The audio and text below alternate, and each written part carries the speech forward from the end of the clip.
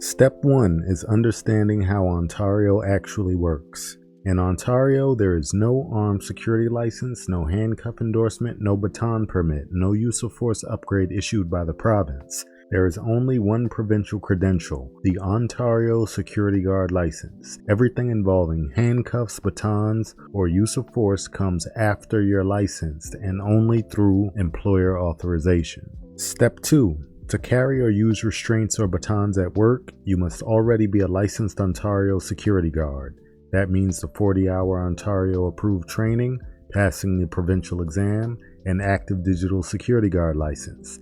If you don't have that yet, I've already made a full Ontario unarmed guide linked in the description and playlist. Step 3. This is the part Ontario never spells out clearly.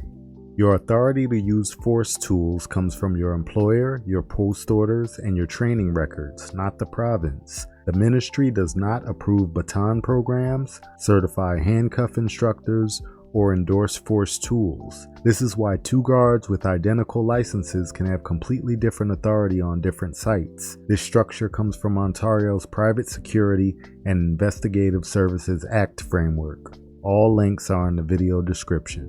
Step 4. To carry handcuffs or batons, you must complete documented training approved by your employer. The training covers criminal code legal authority, use of force continuum, handcuffing and baton techniques, positional asphyxia, and incident reporting. Training is usually 8 to 16 hours, issued as a certificate, not a license, and is often required annually or biannually. Ontario intentionally leaves training standards to employers to reduce provincial liability, meaning your mileage may vary. Step 5. All force authority comes from the criminal code, not your uniform. The key sections are 25, use of force by persons authorized by law, 34, self-defense, 494, citizen's arrest. Force must always be reasonable, necessary, and proportional. Anything outside that exposes you, not the employer. Step 6. Batons are legally sensitive in Canada. Under the criminal code, batons qualify as prohibited weapons, but are legal when carried for lawful employment purposes. The rules in practice are on duty only, site-specific authorization, listed in post orders, employer-issued or employer-approved gear. Unauthorized carry can lead to criminal charges, termination, and license revocation. Step 7. Let's talk money.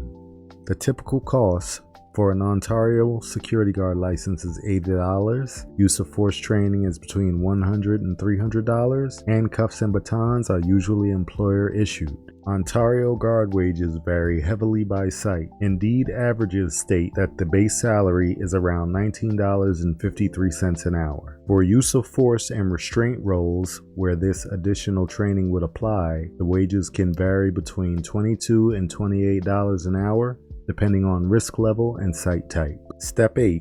Renewal and ongoing compliance. Remember, there is no separate provincial renewal for force authority. Your security guard license renews every 2 years, has about an $80 renewal fee. Your use of force training must stay current per your employer policy and often does not transfer between companies. Changing employers usually means retraining. Step 9. Once you're trained and authorized, you can pursue higher responsibility roles. Use job sites like Indeed. Join r/guard guides for discussions with fellow guards, and check my Etsy and guardguides.com pages for resumes, checklists, and licensing tools. Don't forget to like and subscribe for more guard guides, and be safe.